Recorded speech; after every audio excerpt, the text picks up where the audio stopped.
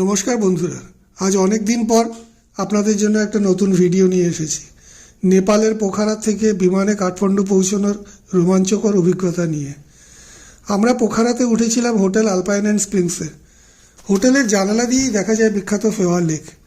লেকের চারিদিক পাহাড়ে ঘেরা, সন্ধ্যার সময় অপূর্ব সুন্দর লাগে। তারপরে উপরি পাওনা লেকের ধারে সন্ধ্যা আরতি।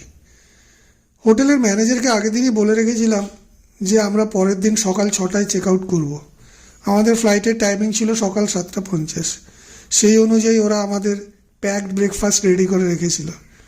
আমরা হোটেলেরই গাড়িতে করে পোখারা ইন্টারন্যাশনাল এয়ারপোর্ট পৌঁছলাম। পোখারা বিমানবন্দরটি খুবই ছোট এবং চারিদিক পাহাড়ে ঘেরা, ছবির মতো সুন্দর। দূরে বরফে ঢাকা অন্নপূর্ণা রেঞ্জ দেখা যাচ্ছিল। আমাদের ফ্লাইট ইয়েতি এয়ারলাইন্সের। আগেই বলেছি এয়ারপোর্টটি খুবই ছোট এবং পাহাড়ে ঘেরা, সেই জন্য রানওয়েতে ওঠানামার জন্য পাইলটদের বাড়তি সতর্কতা অবলম্বন করতে হয় এবং ছোট প্লেনই শুধু এইখানে ওঠানামা করে। তো যাই হোক, আমরা সব ফর্মালিটিস কমপ্লিট করে ভগবানের নাম নিয়ে দুরুদুরুপক্ষে প্লেনে ওঠার জন্য তৈরি হলাম। আপনারা হয়তো ভাবছেন ভগবানের নাম নিয়ে দুরুদুরুপক্ষে বললাম কেন? কারণ এই পোখারা এয়ারপোর্টে ইয়েতি এয়ারলাইন্সের ফ্লাইটেই একটা মর্মান্তিক দুর্ঘটনা ঘটেছিল 2023 জানুয়ারি মাসে। পোখারা বিমানবন্দরে বিমানটি নামার সময় দুর্ঘটনাগ্রস্ত হয় এবং 72 জনের মৃত্যু হয়।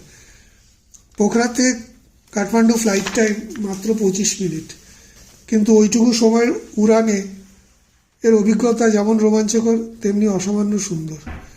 ছোট প্লেন বেশি উঁচু দিয়ে ওড়ে না, তাই নিচের মেঘে ঢাকা পাহাড়ে ঘেরা গ্রামগুলো ছবির মতো সুন্দর লাগছিল।